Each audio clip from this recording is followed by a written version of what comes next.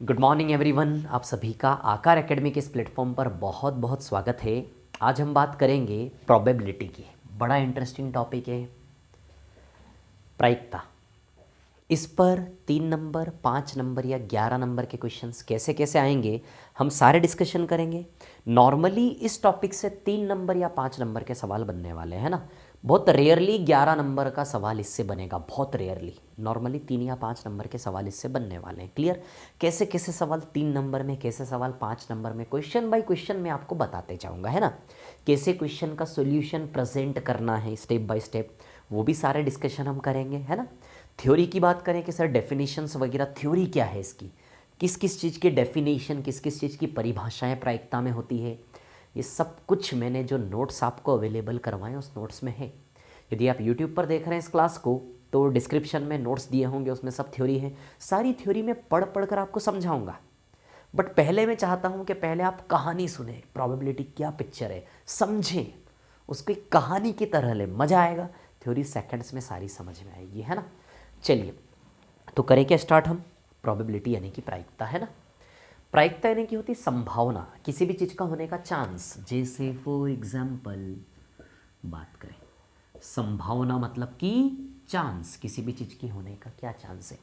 जैसे for example, अच्छा chance की बात करें तो हम अपने प्रैक्टिकल लाइफ में भी नॉर्मली हर दिन इस प्रायिकता की चर्चा करते हैं। अरे संभावना कहाँ नहीं है, कौन सी चीज़ श्योर है आज के समय में। हर चीज़ में संभावना है, किसी में ज़्यादा पॉसिबिलिटी, किसी में कम पॉसिबिलिटी है। जैसे फॉर एग्जांपल आपसे मैंने पूछा, चलो आप एमपीपीसी की तैयारी कर रहे हैं, या फिर चलिए आप 8वीं कक्षा की एग्ज़ाम दिया, आपने 8th क्लास का एग्ज़ाम दिया, मैंने आपसे पूछा क्या लगता है कितना चांस है पास होने का, आपने बोला 99% चांस है मैं पास हो जाऊँगा। मतलब नेचुरली आपके अंदर से, आप समझे बात को, मैंने नेचुरली आपसे पूछा है कि यार क्या लगता है इस बार पास हो जाएगा नहीं हो जाएगा, मैंने आपसे पूछा ऐसे, तो आपने क्या जवाब दिया, 99% चांस है इस बार तो पास हो ही जाऊँगा। आपके अंदर से आया, अंदर से निकला ना 99% चांस। बस इसी को तो प्रायिकता कहते हैं। तो हर केस में प्रायिकता होती है। आई बात समझ में? प्रोबेबिलिटी, संभावना, उस संभावना का न्यूमेरिकल वैल्यू। तो जैसे आपसे पूछा मैंने, तो आपने क्या बोला, 99% चांस है पास हो जाऊंगा, तो बस इस 99% को ही पकड़ लीजिए। प्रायिकता का फॉर्मूला भी बन जाएगा और इसके अलावा कोई फॉर्मूला नहीं है प्रोबेबिलिटी में। क्या बोला आपने, 99% चांस है पास हो जाऊंगा। तो ये जो 99% है ना, बस इसी को तो प्रायिकता कहते हैं, इसी को तो संभावना कहते हैं। क्या बोला आपने कि भैया 99% चांस है मैं पास हो जाऊंगा। अच्छा, परसेंटेज हटेगा तो बटे में क्या लगेगा, 100, है ना। परसेंटेज हटेगा तो बटे में क्या लगेगा, अपॉन में क्या लगेगा, 100। आई बात समझ में? क्लियर है ना। परसेंटेज हटता है तो 100 लगता है। अब देखिए यहाँ से एक फॉर्मूला बनेगा कि भैया एक प्रकार से आपने जो बोला कि 99% चांस से मैं पास हो जाऊंगा, तो इसमें हम क्या बोलते हैं, नॉर्मली एक नाम देते हैं, 100 यानी कि टोटल और 99 यानी कि फेवर, है ना। कैसे लिखना है, कैसे फॉर्मूला है, सब बताऊंगा। पहले मैं अपनी भाषा में कहानी बना के आपको समझाऊंगा कि कितना सरल है प्रायिकता, कितना इजी है, कुछ नहीं है इसमें, है ना। तो यहीं से आपने जो कहा ना 99% चांस है, वहीं से फॉर्मूला बना रहा हूं मैं कि भैया टोटल 100 है, टोटल 100 है, और 100 में से आपने अपने पास होने को कितना फेवर किया, 99। 100 में से 99 पे आपने अपने पास होने को फेवर किया। तो प्रोबेबिलिटी का, प्रायिकता का, किसी भी घटना ई का प्रोबेबिलिटी का फॉर्मूला क्या बनेगा, favour upon total. Favour upon total, ये मैं अपनी भाषा में शॉर्ट में बोलता हूँ। आपको लिखित में फॉर्मूला क्या लिखना है ये मैं आपको बता देता हूँ। किसी भी घटना ई घटने की प्रायिकता का फॉर्मूला जब आप लिखेंगे, तो मैं लिख देता हूँ यहाँ पर, ई मतलब इवेंट यानी कि घटना, है ना। लिखने पर ज़्यादा ध्यान न दें, आप तो सिर्फ उत्तर निकालें। अभी कैसे लिखना है वो बहुत इजी है, आराम से हो जाएगा। आप अभी कहानी में इंटरेस्ट लीजिए आराम से, और लग रहा है स्लो है तो स्पीड बढ़ा कर देख लें, है ना। चलिए, किसी घटना ई के होने की प्रायिकता, पी मतलब प्रोबेबिलिटी ऑफ इवेंट ई मतलब इवेंट, घटना। ई मतलब होता है इवेंट, घटना, इधर लिख देता हूँ ऊपर में, है ना। ई मतलब इवेंट, मतलब कि घटना, है ना। घटना, जो भी घटना है ना। तो घटना ई की प्रायिकता, आई बात समझ में। तो नॉर्मल फॉर्मूला क्या, फेवर अपॉन टोटल। इस टोटल को कैसे लिखेंगे, कुल संभावित परिणामों की संख्या, कुल संभावित परिणामों की संख्या है ना, टोटल। तो कुल संभावित परिणामों की संख्या total. So total possible number क्या है 100, और 100 में से कितने पे फेवर किया 99 पर। थोड़ी सी शांति रखें, सब समझ में आएगा, है ना। तो कुल संभावित परिणामों की संख्या कितनी है 100, और 100 में से आपकी घटना के अनुकूल जो भी घटना है, घटना को जो भी आप नाम दें, घटना ई के अनुकूल परिणामों की संख्या, परिणामों की संख्या है ना, ऐसा फॉर्मूला बनेगा। ठीक है, इसको फेवर आपके अनुकूल, आपके फेवर में परिणामों की संख्या कितनी 99 और कुल परिणामों की संख्या कितनी है 100। अभी मैं क्वेश्चन बाय क्वेश्चन आपको क्लियर होगा ये फॉर्मूला, मजा आएगा पढ़ने में, है ना, क्वेश्चन बाय क्वेश्चन। ठीक है, अच्छा लगेगा, थोड़ा सा पेशेंस रखिए, है ना। चलिए चलते हैं आगे थोड़ा सा हम। अब देखिए आगे की यदि हम बात करें, ठीक है, तो भैया 99% चांस है कि मैं पास हो जाऊंगा, तो 99/100 यानी कि टोटल 100 में से कितने पे फेवर कर रहे हो आप 99 पर, अपनी घटना के होने को, घटना को ई नाम दो, जो भी नाम दो, उस पर आप फेवर कर रहे हो। आई बात समझ में, है ना। ठीक है, चलिए, तो ये हो गई प्रोबेबिलिटी। अब मैं एक और चीज़ आपको बता दूँ, सुनिएगा मेरी बात, है ना। मैंने आपसे पूछा कि भैया कितना % चांस है, आपको क्या लग रहा है पास हो जाओगे नहीं हो जाओगे। तो यदि आप श्योर होते कि पास हो जाऊंगा तो आप क्या बोलते 100% पास हो जाऊंगा। अच्छा, जैसे मैंने आपसे बोला कि भैया समझना बात को, बड़ा इंटरेस्टिंग पिक्चर है ना। मैंने आपसे बोला कि पास हो जाओगे, इस बार पास होगे नहीं होगे, ऐसे मैंने पूछा, तो आपने क्या बोला 100% पास हो जाऊंगा। तो ज़्यादा से ज़्यादा न्यूमेरिकली आप क्या बोल सकते थे 100% के पास हो जाऊंगा। और यदि आपको तय होता कि आप फेल होने वाले हैं तो आप क्या बोलते हैं यार 0% चांस है पास होने के। कितने चांस है 0%। तो ये जो आपके पास होने के चांस है, आप ही सोचिए प्रैक्टिकली कि 100% का मतलब कंफर्म है कि आप पास हो जाओगे, और 0% का मतलब कंफर्म है कि पास नहीं होगे। प्रायिकताएं 0% और 100% के बीच में रोटेट होगी कि नहीं होगी। मैं चाहता हूं आप ये महसूस करो, रटो नहीं मैं जो बता रहा हूं। आप भी सोचिए, मैंने आपसे सवाल किया कि भैया क्या लगता है इस बार पास हो जाओगे नहीं हो जाओगे, तो आपने क्या जवाब दिया 100%। 100% मतलब आप कंफर्म है कि पास हो जाएंगे। अच्छा, आपके उत्तर का रिजल्ट 100 से ज़्यादा नहीं हो सकता था, 200% पास हो जाऊंगा। ये देखो कहने में अच्छा लगता है, लेकिन सच में वास्तविकता में नहीं है। ज़्यादा से ज़्यादा आप क्या बोल पाओगे 100% चांस है कि मैं पास हो जाऊंगा, है ना। और दूसरा, यदि आप श्योर हो कि नहीं हो पाओगे, सीधे आप क्या बोलोगे 0% चांस है पास होने का, मतलब मैं पास नहीं हो पाऊंगा। तो पास होने की संभावना प्रतिशत में आपके अनुसार न्यूनतम क्या बनेगी 0, और मैक्सिमम क्या बनेगी 100%, और इसके बीच में संभावनाएं रोटेट होती रहेंगी। 50% चांस, 50-50 चांस यार इस बार तो पास होने के, यार 60% चांस यार इस बार तो पास होने के, यार 80% चांस इस बार तो पास होने के, इस बार तो 99%, 99% चांस है पास होने के, मैं तो 100% पास हो जाऊंगा। तो बताइए आपका जो रिप्लाई होगा मेरे सवाल का कि क्या लगता है इस बार पास हो गया नहीं हो गया, परसेंटेज के फॉर्म में रिप्लाई क्या होंगे 0% से लेकर 100 तक। तो मिनिमम चांस का वैल्यू, चांस का न्यूनतम वैल्यू क्या बनेगा, देखिए यही मैं आपको समझाना चाह रहा हूं, है ना, कि चांस का न्यूनतम वैल्यू आपका क्या बनेगा।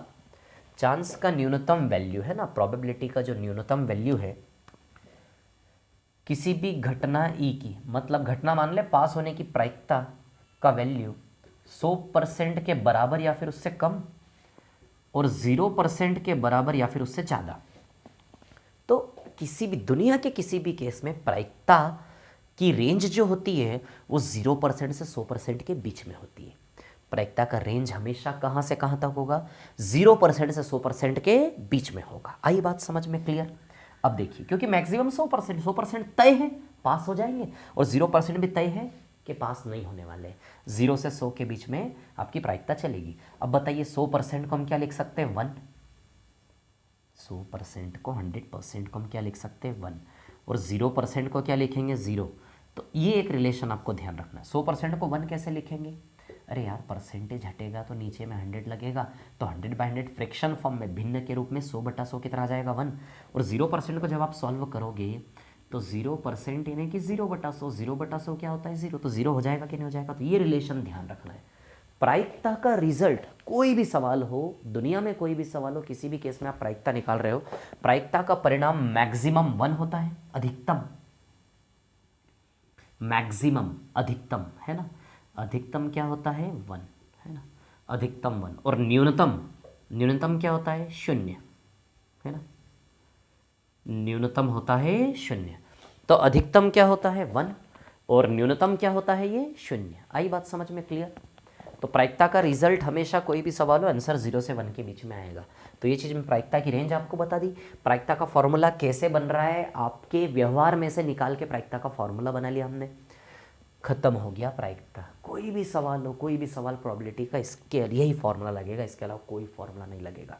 आई बात समझ में। चलिए अब ये सवाल है आपके सामने। अब जब इस फॉर्मूले को हम सवाल बाई सवाल लगाएं, थोड़ा सा पेशेंस रखिए, प्रायिकता इतनी सरल लगेगी ना, बड़ा इंटरेस्टिंग, मजा आ जाएगा आपको पढ़ने में, ठीक है। अब सुनिए मेरी बात, क्या है कहानी, ऐसा है कि अब सवाल बाई सवाल जब इस फॉर्मूले का यूज़ करेंगे तो आपको समझ में आएगा कैसे इस फॉर्मूले का यूज़ करना है ना सवाल में। जैसे फॉर एग्जाम्पल, ठीक है, एक सिक्के को यादृच्छा उछाला जाता है, क्या प्रायिकता है कि हेड आए। एक्शन पे ध्यान देना, क्या एक्शन है, एक सिक्के को टॉस किया, टॉस किया है मतलब एक सिक्के को उछालने जा रहे हैं, टॉस करने वाले हैं। तो बताइए टोटल पॉसिबल रिजल्ट कितने आ सकते हैं, क्या क्या आ सकते हैं, सोचिए आप। जब एक सिक्के को उछालने जा रहा हूँ, मैं भी उछाला नहीं, उछालने जा रहा हूँ, तो आपसे पहले से पूछ रहा हूँ, सिक्का उछालने के पहले से पूछ रहा हूँ कि बताओ क्या क्या परिणाम आ सकते, कितने प्रकार के परिणाम आ सकते। तो आप क्या बोलोगे, सर 2 प्रकार के रिजल्ट संभावित है, या तो हेड आएगा या फिर टेल आएगा, है ना। सिक्का बिल्कुल एक न्यायिक सिक्का होगा, है ना, अनबायस्ड कॉइन होगा। अनबायस्ड जो शब्द बोला बड़ा भारी सा, बाद में बात करेंगे, ठीक है। सीधी सी बात है, सिक्के को जब आप टॉस करेंगे, है ना, तो या तो हेड आएगा या फिर टेल आएगा। तो एक चीज़ तो आप पहले से ही बोल सकते हैं सिक्का उछालने के पहले कि सर 2 प्रकार के परिणाम संभावित है, या तो हेड आएगा या फिर टेल आएगा। तो एक सिक्के को उछालने वाले टास्क में कुल संभावित परिणामों की संख्या बटा में 2 आ जाएगी क्या। एक सिक्के को उछालने वाले टास्क में कुल संभावित परिणामों की संख्या, इस एक्शन, हर एक एक्शन का कुल संभावित परिणाम की संख्या नीचे डालनी है और हर एक एक्शन का अनुकूलित परिणाम की संख्या ऊपर डालनी है। बस इतना सा काम करना है। हर एक एक्शन में से आप कुल संभावित परिणामों की संख्या गिनना सीख गए और आपके अनुकूल परिणामों की संख्या गिनना सीख गए हर एक एक्शन में से, बस प्रायिकता खत्म हो गई। तो क्या एक्शन है, एक सिक्के को टॉस कर रहे हैं, तो एक सिक्का टॉस करने से पहले या करने के बाद या जैसे भी, कुल संभावित परिणामों की संख्या क्या हो सकती है 2, या तो हेड या फिर टेल, 2, ठीक है। और आपको किस चीज की प्रायिकता है, क्या प्रायिकता है कि हेड आए, चित्त आए, हेड, हेड या टेल, क्या प्रायिकता है कि हेड आए। किस तरफ फेवर है, हेड की ओर, फेवर किस ओर, अनुकूलता किस ओर चाहिए, हेड की ओर। क्या प्रायिकता है कि हेड आए। अब आप जानते हैं सीधी सी बात है ना, कि कुल संभावित परिणाम क्या होंगे, या तो हेड या टेल, है ना। तो कुल संभावित परिणाम, है ना, हेड या टेल, ये होगा कुल संभावित परिणाम। इसको हम बोलते हैं प्रतिदर्श समष्टि, सैंपल स्पेस। शांति से देखना है ना, प्रतिदर्श समष्टि, इसको हम बोलते हैं सैंपल स्पेस, इंग्लिश में सैंपल स्पेस, है ना, प्रतिदर्श समष्टि, है ना। इस पर भी डेफिनेशन आ सकती, थ्योरी में सब दिया है मैंने, बात करेंगे, है ना। तो प्रतिदर्श समष्टि में टोटल कितने अवयव, 2 अवयव हैं। एलिमेंट, नंबर ऑफ एलिमेंट कितने, 2। Number of result, possible result कितने, 2, या तो हेड या फिर टेल। तो प्रतिदर्श समष्टि इस प्रकार से आप प्रेजेंट करेंगे जब भी कॉपी में लिखेंगे। इसको आई बात समझ में। देखो सुनो मेरी बात, इतनी सी बात है। सबसे पहले फॉर्मूला दिमाग में रहेगा, तो आपको पता है कि फॉर्मूले में 2 चीजें चाहिए, कुल संभावित परिणामों की संख्या चाहिए और दूसरा घटना ई के अनुकूल परिणामों की संख्या में चाहिए। आई बात समझ में क्लियर, ठीक है। ये 2 चीजें, बस इसकी कहानी सुना दो ऊपर और अनुकूलता की कहानी सुना दो, बस ये इन 2 लोगों की कहानी सुनाना है ऊपर। यही आपको प्रेजेंट करने का तरीका होगा कॉपी में। आई बात समझ में। तो इसकी प्रतिदर्श समष्टि में कितने एलिमेंट आएंगे, हेड और टेल। इसके पहले एक लाइन आपको यहाँ पर थोड़ी सी लिखना चाहिए, ठीक है, कि एक सिक्के को उछाले जाने पर कुल परिणामों की संख्या कितनी है, 2, या तो हेड या फिर टेल, ऐसा आपको लिखना चाहिए, ठीक है। अब 3 नंबर में 5 नंबर में कैसे प्रेजेंट करेंगे सब बतले जाऊंगा, थोड़ा सा पेशेंस रखिए, है ना, ठीक है। तो चलिए इसकी प्रतिदर्श समष्टि में यानी कि कुल संभावित, प्रतिदर्श समष्टि शब्द नहीं लिखना है तो ऐसा भी लिख सकते हैं, कुल संभावित परिणामों की संख्या बराबर 2। आई बात समझ में।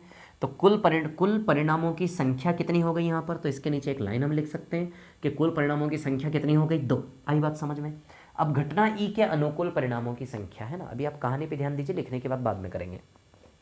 घटना ई के अनुकूल, तो हमारी घटना ई कौन सी है, इस प्रतिदर्श समष्टि को ना एस से डिनोट करते हैं, किससे, एस से, क्लियर, सैंपल स्पेस को एस से, है ना।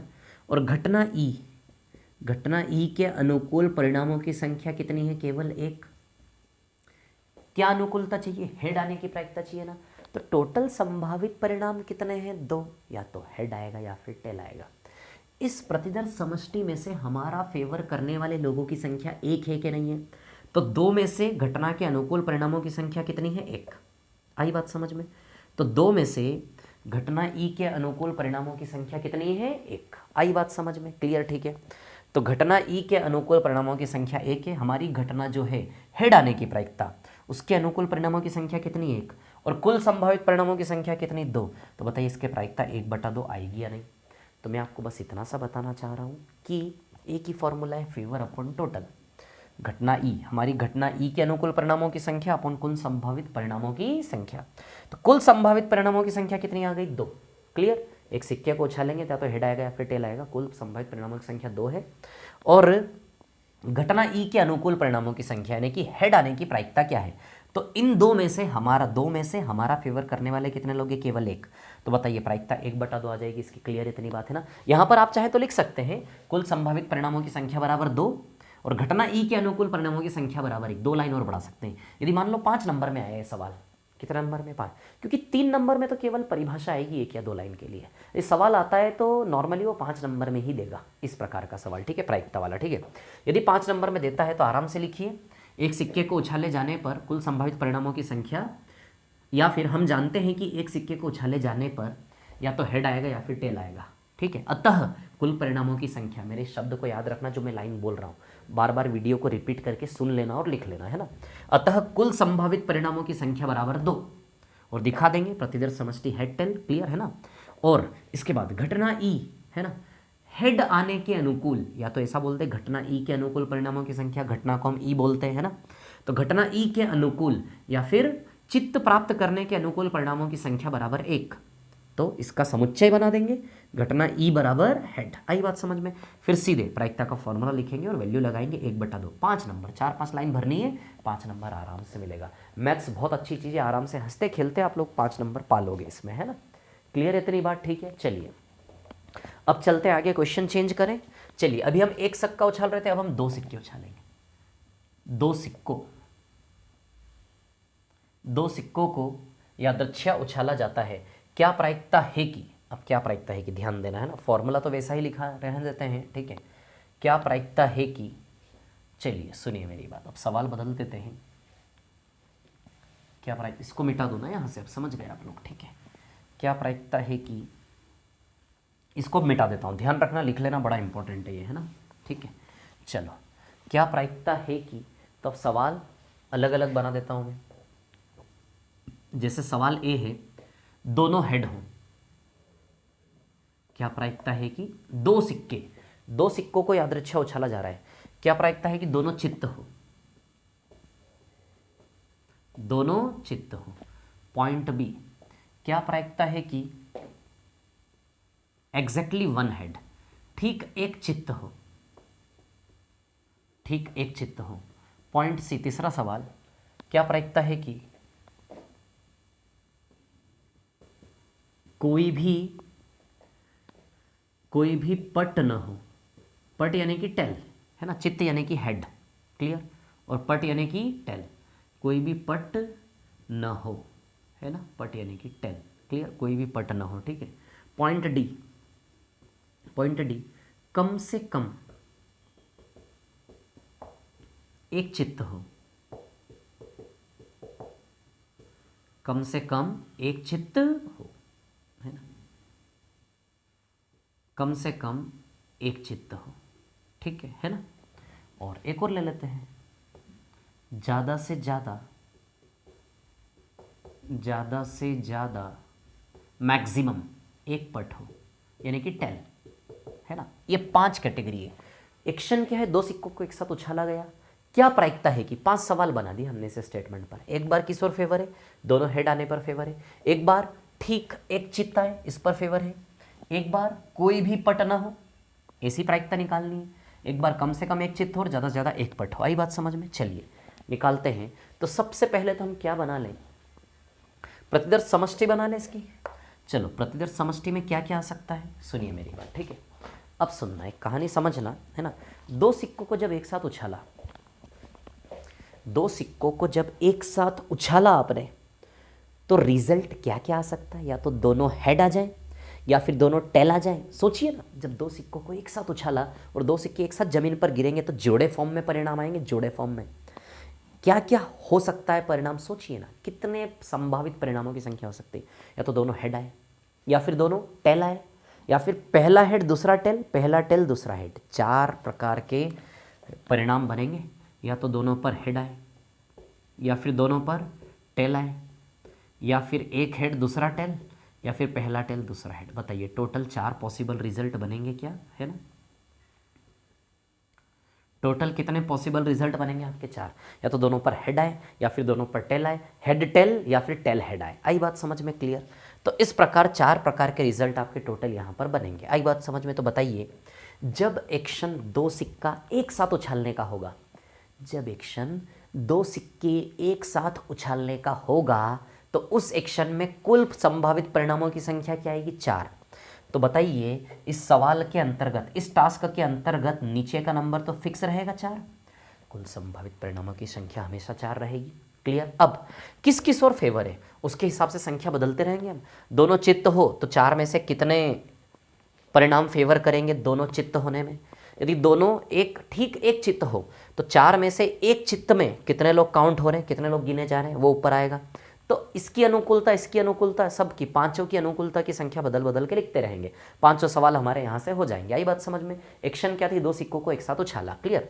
तो चलिए अब हम बात करें प्रतिदर्श समष्टि की। तो प्रतिदर्श समष्टि जब लिखने की बारी आएगी कि प्रॉपरली कैसे प्रेजेंट करें, तो प्रतिदर्श समष्टि में आप कैसे लिखेंगे? दोनों हेड, दूसरा दोनों टेल, है ना, तीसरा हेड टेल, और चौथा टेल हेड। बताइए ये आएगा क्या प्रतिदर्श समष्टि में? बोलिए आएगा या नहीं, है ना। यही आएगा आपका प्रतिदर्श समष्टि में।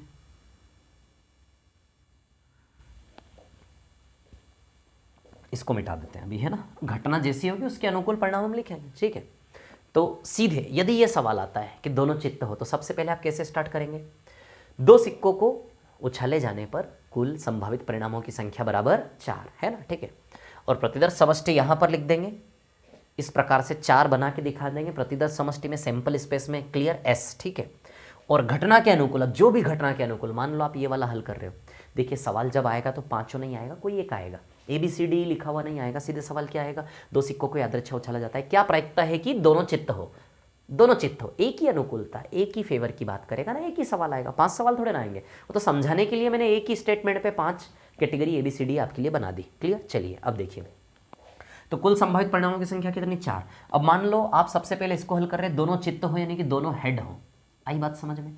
तो बताइए इन चार में से क्या डिमांड है, क्या मांग है इसकी, कि भैया देखो दो सिक्कों को एक साथ उछाल रहे हो पर दोनों पर हेड आना चाहिए, दोनों पर हेड। क्या मांग है इसकी, क्या चाहता है ये, क्या मांग रहा है ये आपसे कि भैया दोनों पर हेड।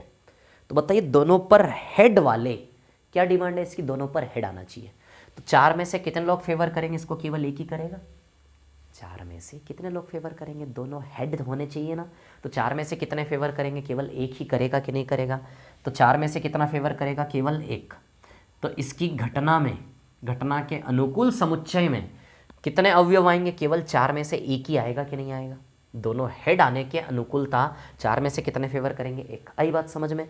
तो बताइए इसकी प्रायिकता, पॉइंट ए की प्रायिकता 1/4 हो जाएगी क्या? क्लियर इतनी बात? ठीक है। अब मान लो ठीक एक चित्त हो। आई बात समझ में? ठीक एक चित्त हो, तो अब अनुकूल तो मिटा देते हैं। ठीक एक चित्त हो मतलब ठीक एक हेड हो भैया। तो दो सिक्कों को एक साथ उछालेंगे, टोटल पॉसिबल रिजल्ट ये। इसमें से क्या अनुकूलता चाहिए? ठीक एक हेड। क्या मांगे? ठीक एक हेड दिखना चाहिए भैया। तो ठीक एक हेड कहाँ कहाँ दिख रहा है? इन दोनों में नजर आ रहा है क्या? ठीक एक हेड, इसमें भी एक हेड है, इसमें ठीक एक हेड दिखना चाहिए। तो क्या है उसकी मांग कि भैया दो सिक्कों को एक साथ उछाल रहे हो, लेकिन जो पिक्चर आना चाहिए उसमें एक हेड नजर आना चाहिए। कितना हेड? ठीक एक हेड नजर आना चाहिए। आई बात समझ में? तो एक हेड आने की बात करें, टोटल कितने फेवर करेंगे? 2 फेवर करेंगे। इसमें भी उसकी मांग पूरी होगी, एक हेड यहाँ भी दिख जाएगा, यहाँ भी दिख जाएगा। तो 4 में से कितने फेवर कर रहे हैं? 2। तो भैया इसमें अनुकूलता में आप क्या लिखेंगे? HT और TH, ये 2 फेवर करेंगे। तो 4 में से 2, प्रायिकता 1/2 आ जाएगी इसकी। क्लियर? इतनी बात। आ जाए तीसरे पर, कोई भी पट न हो। चलिए इसको मिटा देते हैं। कोई भी पट न हो, पट न हो मतलब टेल ना हो, कोई भी टेल ना हो, है ना। अनुकूलता मिटा देते हैं फिर से। कोई भी टेल ना हो, पट यानी कि टेल। अब क्या मांगे इसकी कि 2 सिक्कों को एक साथ उछाला, उसी एक्शन के अंतर्गत क्या मांगे इसमें से इसकी? कोई भी पट ना हो, कोई भी पट ना हो। आई बात? कोई भी टेल नहीं होना चाहिए। 2 सिक्के उछालो, बट जो परिणाम आना चाहिए उसमें एक भी टेल नजर नहीं आना चाहिए। क्या मांगे कि भैया देखो यार, एक भी टेल नहीं दिखना चाहिए। तो इसकी डिमांड कौन पूरी कर रहा है? केवल एक। यहाँ 2 टेल है, यहाँ भी एक टेल दिख जाएगा, यहाँ भी एक टेल दिख जाएगा, एक भी टेल नहीं होना चाहिए यार। तो केवल एक ही इसकी मांग को पूरी करेगा, एक भी टेल नहीं होना चाहिए, 4 में से 1। क्लियर? तो यहाँ पे घटना के अनुकूल क्या आ जाएगा? हेड हेड आ जाएगा। क्या? एक ही अवयव आएगा 4 में से। क्लियर? कि भैया 4 में से 1। आई बात समझ में? ये सी वाला सॉल्व किया हमने, कोई भी पट ना हो, उसके लिए सॉल्यूशन आपका ऐसा बनेगा। क्लियर? अब चलिए कम से कम एक चित्त हो, थोड़ा और आगे बढ़ते हैं। कम से कम एक चित्त हो, है ना। कम से कम एक चित्त का मतलब एक हेड हो, कम से कम एक हेड हो। आई बात समझ में? अब मैं आपको बता दूं, कम से कम एक हेड हो, इसका मीनिंग क्या बनेगा बताऊं मैं आपको। कम से कम एक हेड हो। आई बात समझ में? ठीक है। कम से कम एक हेड का मतलब ये है कि एक या एक से अधिक। इसका जो शाब्दिक अर्थ है, इस शब्द का जो मीनिंग है, इस सेंटेंस का जो मीनिंग है वो ये है कि भैया एक या एक से अधिक। ध्यान देना इस चीज पर, है ना, बड़े बड़े सवालों में भी आ सकता है। तो कम से कम एक हेड हो, इसका मतलब है कि एक या एक से अधिक। ध्यान दीजिएगा आप लोग, है ना। कम से कम एक हेड का मतलब है कि एक या एक से अधिक। तो एक या एक से अधिक का मतलब क्या है? एक या एक से अधिक का मतलब ये है कि एक हेड हो जहां पे वो भी चल जाएगा, जहां पे 2 हेड हो वो भी चल जाएगा, जहां पर 3 हेड हो वो भी चल जाएगा, जहां पर 4 हेड हो वो भी चल जाएगा, जहां पर 5 हेड हो वो भी चल जाएगा। Days days days up to infinite, अनंत। ये मैं आपको बता रहा हूं कि इसका मीनिंग क्या बोलता है। बाकी सिचुएशन के अकॉर्डिंग निर्णय लेंगे। कम से कम एक का मतलब है कि एक से कम नहीं। कम से कम एक का मतलब एक से कम नहीं, एक या एक से अधिक। एक या एक से अधिक, तो एक या एक से अधिक की दुनिया में यदि गणित लगाएं तो एक या एक से अधिक का मतलब 1 2 3 4 5 6 अप टू अनंत। या तो एक लो या फिर एक या एक से अधिक लो। तो एक से अधिक में 2 भी आ सकता है, 3 भी, 4 भी, 5 भी, 6 भी, अप टू इन्फिनिटी। तो ये मैथमेटिकली मीनिंग है इस चीज का कहने का मतलब। अब चलिए इसके अंतर्गत, तो जहां एक हेड है वो केस भी गिनेंगे, एक हेड वाले केस भी गिनेंगे। जहां 2 हेड होंगे जिस पिक्चर में, वो भी गिनना है। इसके फेवर में देखिए ना, कितना बड़ा फेवर कर दिया इसने, कितनी बड़ी चीज मांग ली फेवर में। आई बात समझ में कि भैया एक हेड हो जहां, वो भी काउंट करो। पिक्चर में 2 हेड दिख जाए तो भी काउंट करो, 3 हेड दिख जाए तो भी काउंट करो। अब आप भी जानते हो कि इस शब्द का, इस वाक्य का मतलब तो ये है, सेंटेंस का मतलब तो ये है, लेकिन सिचुएशन के अनुसार केवल ये 2 ही यूज हो पाएगा, इसके आगे यूज नहीं होगा। क्योंकि 3 सिक्के ही नहीं है तो 3 हेड कहां से लाएंगे, सिक्के ही 2 हैं।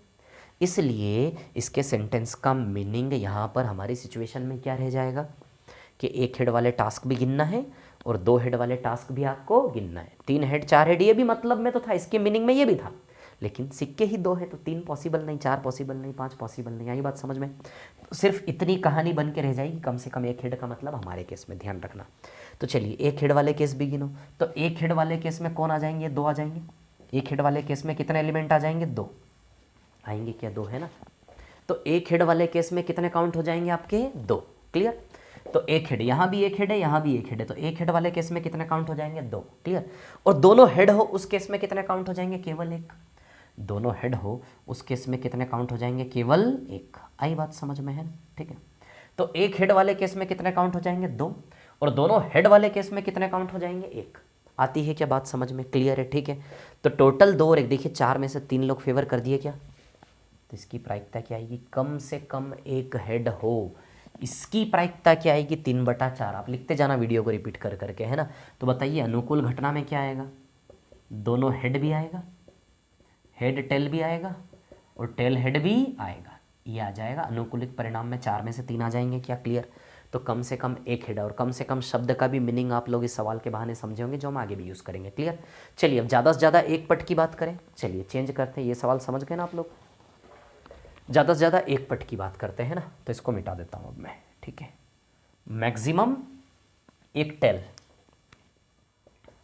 ज़्यादा से ज़्यादा एक पट की बात करते हैं ना, मैक्सिमम एक टेल, ठीक है। तो इसको मिटा दूँ क्या? इसको मिटा देता हूँ, है ना। चलिए अब मैं लिखता हूँ ज़्यादा से ज़्यादा, एट मोस्ट वन टेल, ज़्यादा से ज़्यादा। आप बड़े एक्साइटेड होंगे इसका आंसर जानने में कि सर इसका आंसर 3/4 आएगा कि 1/2 आएगा, है ना।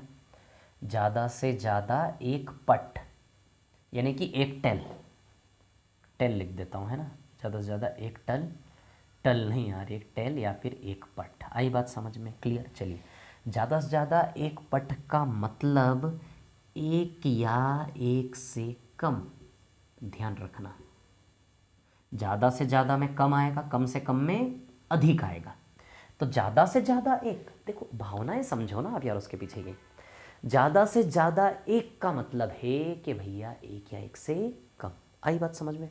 ज़्यादा से ज़्यादा एक यानी कि एक से ज़्यादा नहीं, ज़्यादा से ज़्यादा मैक्सिमम इतना यार, इससे ज़्यादा नहीं। तो ज़्यादा से ज़्यादा का मतलब ऊपर वाली सीमा बताई जा रही है, उसके ऊपर नहीं जा सकते आप। ज़्यादा से ज़्यादा इतना, इससे ज़्यादा नहीं, नीचे जितना चाहे आ सकते हो। तो ज़्यादा से ज़्यादा एक टेल का मतलब, एक पट का ज़्यादा से ज़्यादा एक का मतलब एक या एक से कम। ज़्यादा से ज़्यादा एक का मतलब एक या एक से कम। आई बात समझ में? तो ज़्यादा से ज़्यादा एक का मतलब आएगा एक या एक से कम। तो एक या एक से कम की दुनिया को खोलें।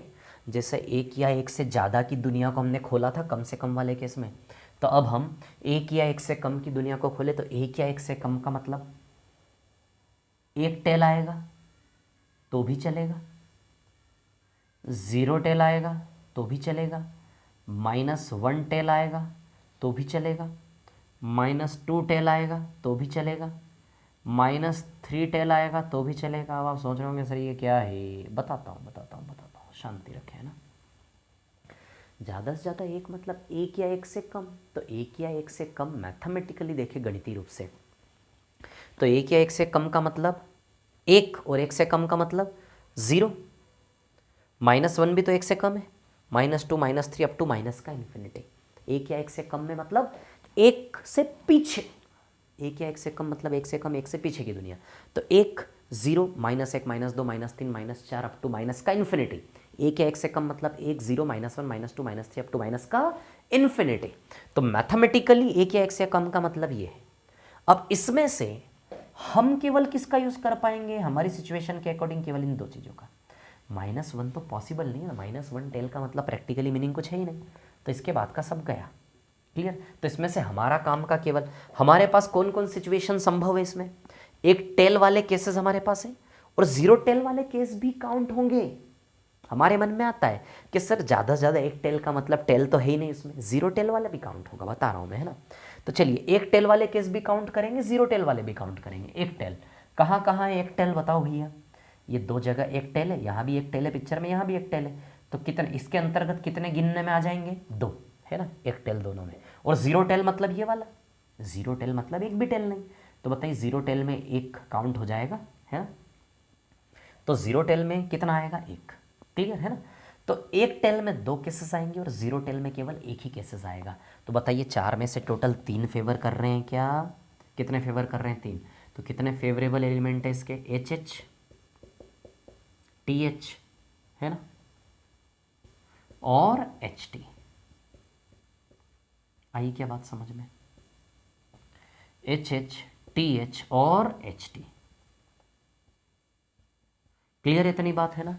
HH TH और HT यही आएंगे ना तीनों। क्लियर, समझ में आया? ज़्यादा से ज़्यादा का मतलब अगले सवाल में इतना शार्पली नहीं बताऊंगा मैं, सीधे से डायरेक्ट बात करेंगे, है ना।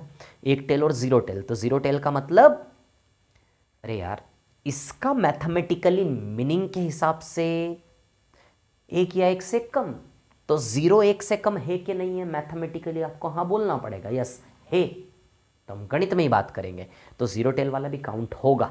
आई बात समझ में? तो 2 नहीं आएगा, इसमें 3 फेवर करेंगे, ये लिख लेना आप लोग, ठीक है। आया समझ में? क्लियर? तो 2 सिक्कों को एक साथ उछालने वाला टास्क आपको समझ में आ गया। इसके ऊपर क्या क्या फेवरेबल, क्या क्या प्रायिकताएं पूछी जा सकती है ना। कोई एक ही सवाल आएगा आपको, एक साथ 2 3 4 नहीं पूछेंगे। क्लियर है ना? तो इस प्रकार से प्रेजेंट करना, ये भी आपको समझ में आया। अब चलिए 2 के बजाय कर लेते हैं 3 सिक्के, 3 कॉइन्स। 3 सिक्कों को यादृच्छिक उछाला जाता है। क्या प्रायिकता है कि तीनों पर,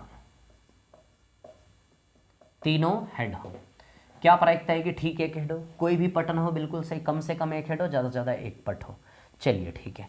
अब 3 सिक्कों को एक साथ जब आप उछालोगे तो प्रतिदर्श समष्टि भी बदलेगी भैया, प्रतिदर्श समष्टि बदलेगी, इसका सैंपल स्पेस चेंज होगा, मतलब कुल संभावित परिणामों की संख्या, इसी को तो प्रतिदर्श समष्टि बोलते हैं, है ना, सैंपल स्पेस। क्लियर? ये भी बदलेगी कहानी। क्या क्या आ सकता है देखिए, जब 3 सिक्कों को एक साथ आप टॉस करेंगे तो क्या क्या बन जाएगा कहानी में, सुनिए मेरी बात, है ना, क्या क्या बन जाएगा।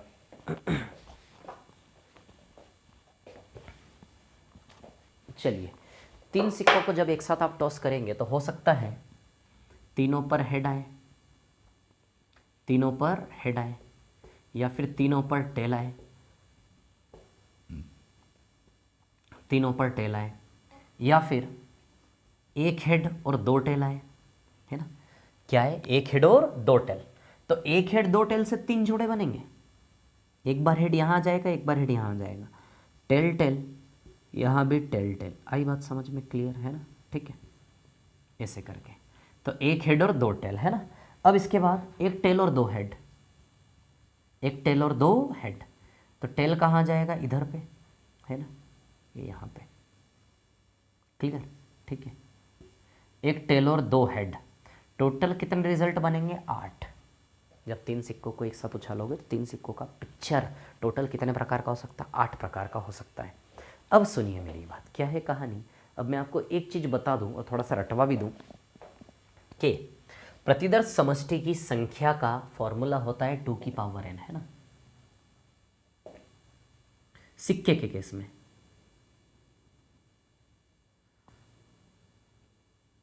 सिक्के का प्रतिदर्श समष्टि कहाँ लिख दूँ? इधर नीचे लिख देता हूँ क्या, है ना, नीचे लिख देता हूँ इधर पे, है ना, सिक्के का प्रतिदर्श उधर लिखता हूँ, रुकिए, इधर दिख रहा है, विजिबल है आप लोगों को इधर? देखो, यदि आपको लग रहा है स्लो चल रहा है तो आप स्पीड बढ़ा के देख लें, मैं तो आराम से पढ़ाऊँगा, है ना, ठीक है, ताकि कुछ भी छूटे ना, है ना। चलिए सिक्के का प्रतिदर्श समष्टि, है ना, कॉइन का सैंपल स्पेस, सिक्के का प्रतिदर्श समष्टि, समष्टि लिखाइए, है ना, इसका फॉर्मूला होता है 2 की पावर n।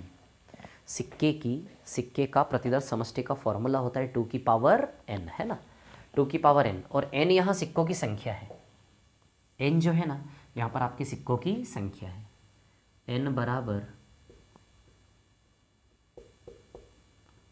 सिक्कों की संख्या,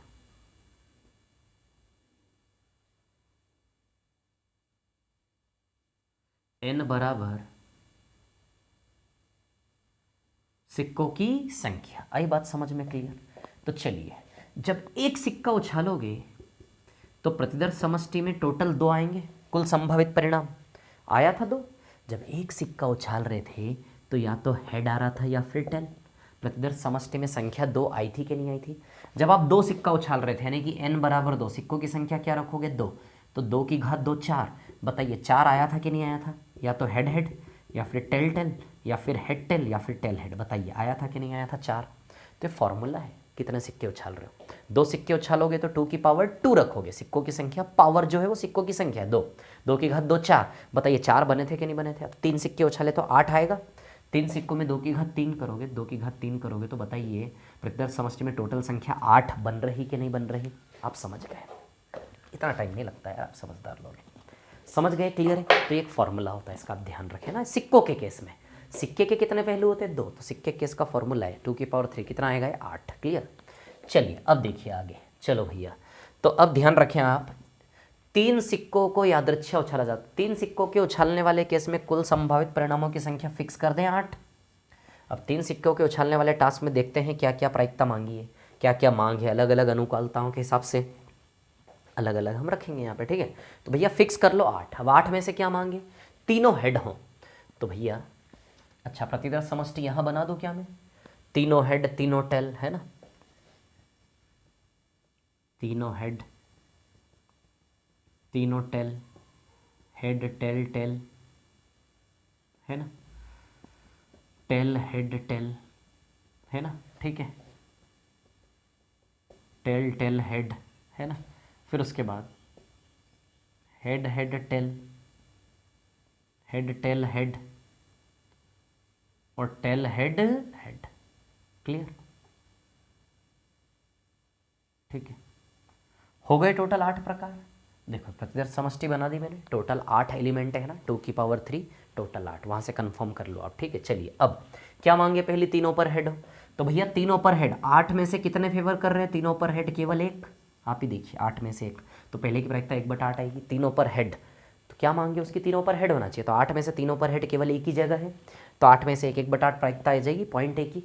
क्लियर, चले पॉइंट बी पर, ठीक एक हेड हो। चलो भैया ठीक एक हेड हो, उस पर चलते हैं। ठीक एक हेड वाले टास्क पर यदि हम चलें, ठीक एक हेड, तो ठीक एक हेड कहाँ कहाँ मिलेगा, इन तीनों में। इसमें भी ठीक एक हेड है, इस पिक्चर में भी ठीक एक हेड है, इस पिक्चर में भी ठीक एक ही हेड है। तो 8 में से कितने फेवर करेंगे, 3, एग्जैक्टली 1 हेड। तो 8 में से कितने फेवर करेंगे, 3, लिख दे यहाँ पर 3, head tail tail, sorry, head tail tail, tail head tail और टेल टेल हेड। बताइए फेवर कर रहे हैं क्या, 3। तो 8 में से कितने फेवर कर रहे हैं, 3, तो ठीक एक हेड के लिए कितने फेवर करेंगे, 8 में से 3। आई बात समझ में, चलें सी पर, कोई भी टेल ना हो भैया, कोई भी टेल ना हो। क्या बोला है, क्या मांग है कि कोई भी टेल नहीं होना चाहिए, है ना, कोई भी टेल ना हो, ठीक है।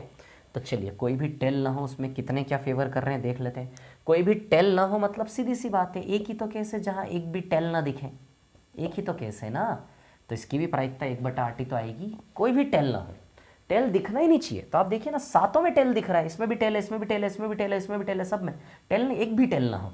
तो एक भी टेल ना हो, उसके लिए केवल एक ही बचेगा, तो एक भी टेल ना हो, इसका मतलब कोई भी पट ना हो, मतलब एक ही केस आएगा फेवर में, 8 में से। क्लियर, अब कम से कम एक हेड हो, चलिए आ जाते हैं भैया, कम से कम एक हेड हो, कम से कम एक हेड की बात कर लेते हैं।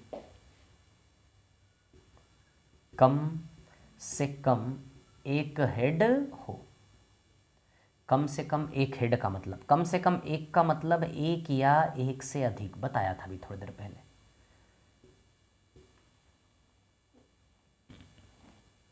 कम से कम एक का मतलब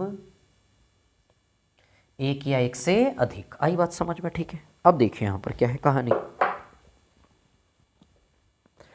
कम से कम एक हेड का मतलब एक या एक से अधिक, तो एक या एक से अधिक का मतलब एक हेड होगा तो भी चलेगा, 2 हेड होंगे तो भी चलेंगे, 3 हेड होंगे तो भी चलेंगे, 4 हेड होंगे तो भी चलेंगे, 5 हेड होंगे तो भी चलेंगे, up to infinite, 6 7 8 9 10, up to infinite, अनंत तक।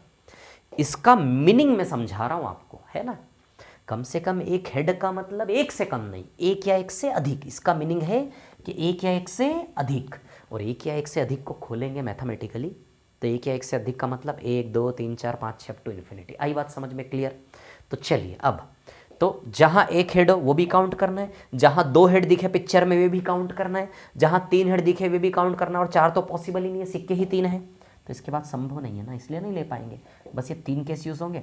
तो जहाँ पिक्चर में एक हेड दिखे उनको काउंट करिए, कहाँ कहाँ एक हेड दिख रहा है, तीनों जगह, तीनों जगह 3 तो ये काउंट हो जाएंगे, तो इसके अंतर्गत 3 गिनने में आ जाएंगे, है ना, 3 प्रतिदर्श बिंदु, 3 सैंपल पॉइंट, क्लियर, 3 गिनने में आ जाएंगे, है ना। 2 हेड वाले केस भी गिनो, तो भैया इन तीनों में 2 हेड है, नीचे के तीनों में, तो इसके अंतर्गत भी कितने काउंट हो जाएंगे, 3, आई बात समझ में। और 3 हेड वाला तो एक ही केस है ऊपर वाला, ये भी एक काउंट हो जाएगा, यानी कि 3 3 6 और 1 7, बताइए टोटल 7 फेवर कर रहे हैं इसको छोड़ के। तो इसकी प्रायिकता कम से कम एक हेड की प्रायिकता क्या आएगी, 7/8, 7/8, है ना। कितने फेवर कर रहे हैं, 8 में से 7, क्लियर। तो इसकी प्रायिकता आ जाएगी आपकी 7/8। बोलिए क्लियर है क्या, इतनी बात है ना। तो इसकी प्रायिकता आ जाएगी आपकी 7/8, है ना, ठीक है, 7/8। तो इसकी प्रायिकता आ जाएगी आपकी 7/8, यानी कि 7/8। क्लियर है क्या, इतनी बात है ना, ठीक है। 7/8 है ना, ठीक है, 7/8। अच्छा यहाँ लिखूँ, यहाँ लिखूँगा तो आप देखिए इसको छोड़ के बाकी सातों यहाँ लिख लेना आप लोग, है ना, ठीक है। अब ज़्यादा से ज़्यादा एक पट वाली बात कर लेते हैं ना, ज़्यादा से ज़्यादा एक पट, ठीक है, इसको मिटा देता हूँ मैं, ज़्यादा से ज़्यादा एक पट, ठीक है। चलो देखो भैया, इस 7 को भी हटा देता हूँ। ज़्यादा से ज़्यादा एक टेल, पट मतलब ज़्यादा से ज़्यादा एक टेल की बात हो रही है ना, तो चलिए लिख लेते हैं ज़्यादा से ज़्यादा एक टेल। आई बात समझ में क्लियर? ज़्यादा से ज़्यादा एक टेल, क्लियर? चलिए ज़्यादा से ज़्यादा एक का मतलब एक या एक से कम, एक या एक से कम, ये मीनिंग है इसका, एक या एक से कम, है ना। तो एक या एक से कम का मतलब एक या एक से कम में क्या क्या आ जाएगा, 0, -1, -2 अप टू माइनस का अनंत, है ना, ये आएगा। एक या एक से कम का मतलब एक को लेते हुए जितना नीचे जा सके उतना नीचे जाइए, तो एक को लेते हुए 0, -1, -2 ऐसे करके आएगा। मतलब ज़्यादा से ज़्यादा एक टेल, यानी कि एक टेल वाले केस भी काउंट करना है, 0 टेल वाले केस भी काउंट करना है, -1 टेल वाले केस भी काउंट करना है, लेकिन आप जानते हैं माइनस में तो पॉसिबल नहीं है। तो ज़्यादा से ज़्यादा एक टेल का मतलब एक या एक से कम, तो एक टेल वाला, 0 टेल वाला, -1 टेल वाला, -2 टेल वाला, मैथमेटिकली ये खुलेगा पूरा। लेकिन इस खुलने वाले पिक्चर में से हम जानते हैं केवल 2 ही चीज़ संभव है, या तो 0 टेल भी आएगा, एक टेल वाले केस आएंगे और 0 टेल वाले केस आएंगे। बताइए एक टेल कहाँ कहाँ एक टेल है, देखें ज़रा हम कहाँ कहाँ एक टेल है। ये नीचे के तीनों में, नीचे के तीनों में एक टेल है क्या, तो एक टेल के अंतर्गत कितने काउंट हो जाएंगे, 3। और 0 टेल वाला केस भी गिनना है, तो 0 टेल कहाँ है, ऊपर वाले में, 3 और 1 4 आ जाएगा 8 में से, 8 में से 4, यानी कि इसकी प्रायिकता बनेगी 1/2, 8 में से 4 यानी कि इसकी प्रायिकता बनेगी 1/2, 8 में से 4, है ना, 4 फेवर करेंगे। लिख दूँ क्या यहाँ पर, लिख देता हूँ, तीनों हेड, यानी कि 0 टेल वाले केस भी गिने जाएंगे और एक टेल वाले केस भी गिने जाएंगे। Tail head head, head tail head, है ना, और हेड हेड टेल। क्लियर है इतनी बात, है ना। तो बताइए 8 में से कितने फेवर करेंगे, 4, 4/8 यानी कि 1/2। क्लियर है इतनी बात, है ना। तो बताइए कितना आएगा आंसर इसका, 1/2। तो हो गए क्या पाँचों, समझ में आ गई आपको बातें सारी। शायद आपको ये फॉर्मूले का यूज़ समझ में आ रहा होगा। 3 टास्क लिए हमने, एक सिक्का उछाला, फिर 2 उछाले, फिर 3 उछाले। अब सवाल उठेगा कि सर 3 से ज़्यादा सिक्के नहीं आ सकते क्या, आ सकते हैं, लेकिन मैं आपको बताऊं सिलेबस के अकॉर्डिंग 1 सिक्का, 2 सिक्का, 3 सिक्कों पर ही सवाल बनेगा, ठीक है ना। 4 सिक्कों पर नहीं बनता, 5 सिक्कों पर नहीं बनता, 6 सिक्कों पर नहीं बनता। यदि बनता है तो फिर कैसा सवाल बनने की संभावना, ये भी मैं आपको बता देता हूँ, ठीक है। लेकिन इतना आपको समझ में आ गया, पहले ये कन्फर्म हम कर ले, है ना।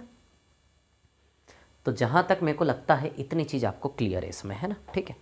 अब देखिए क्या है कहानी, आगे की हम बात करें, है ना, ठीक है। तो इसको मिटा दूँ क्या मैं, चलो इसको अभी मिटा देता हूँ, है ना। अब मान लीजिए आपके पास सवाल आया, है ना, 10 सिक्कों को, 10 कॉइन्स, 10 सिक्कों को एक साथ उछाला जाता है ना, ऐसा सवाल आया माना कि आपके पास, ठीक है ना।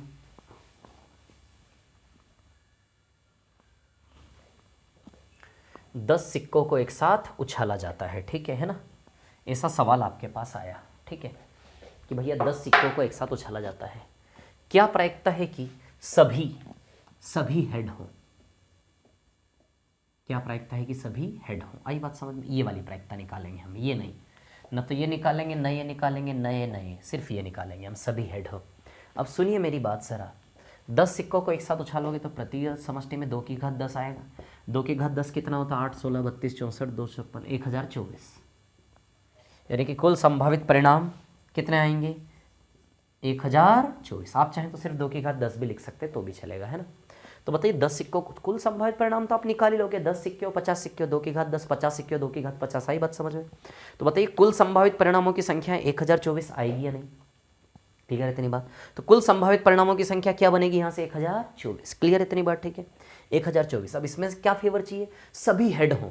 तो आप भी जानते हो यार कि सभी पर हेड होने का प्रकार तो एक ही आएगा ना। अब एक और चीज़ है ना, 1024 तो आप बना नहीं पाओगे यहाँ पे, तो ऐसे सवालों में जहाँ प्रतिदर्श समष्टि बहुत बड़ा हो उसको हम बना के नहीं दिखा सकते।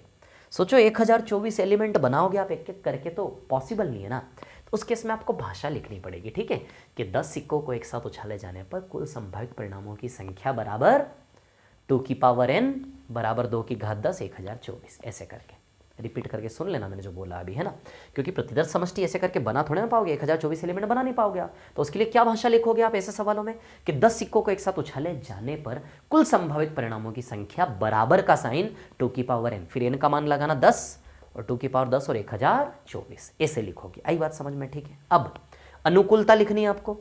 एक तो इसकी कहानी, दो चीज़ें, एक अंश और एक हर के बारे में लिखना होता है, यानी कुल संभावित परिणामों की संख्या दर्शानी होती है उस एक्शन की, जो कि 2 की घात n यानी कि 2 की घात 10। एक तो बटा, इसको खोल के बताना पड़ता है ऊपर, यही लिखना पड़ता है कहानी में बस, और ऊपर वाले को अंश को खोल के दिखाना पड़ता है। अनुकूलता क्या है, सभी चित्त हो, सभी हेड हो। तो आप भी जानते हैं यार, कितने सिक्के उछालो सभी के सभी हेड हो, 10 के 10 सिक्के हेड हो, ऐसा तो केवल एक ही केस होगा। 10 के 10 हेड हो ऐसा तो केवल एक ही केस होगा, आप भी जानते हैं। तो प्रायिकता क्या आ जाएगी, 1/2024। तो 10 सिक्कों पर हेड आने के अनुकूल परिणामों की संख्या बराबर 1। ये बताना नहीं है बना के, बस बराबर 1 सीधे। तो 1024 बोल दो, कुल संभावित परिणामों की संख्या बराबर 1024, और सभी सिक्कों पर हेड चित्त आने के अनुकूल परिणामों की संख्या, जो बोल रहा हूँ इसको लिखना है, चित्त आने के अनुकूल परिणामों की संख्या बराबर कितना हो जाएगा, 1। आई बात समझ में। तो क्या आ जाएगा, 1/1024।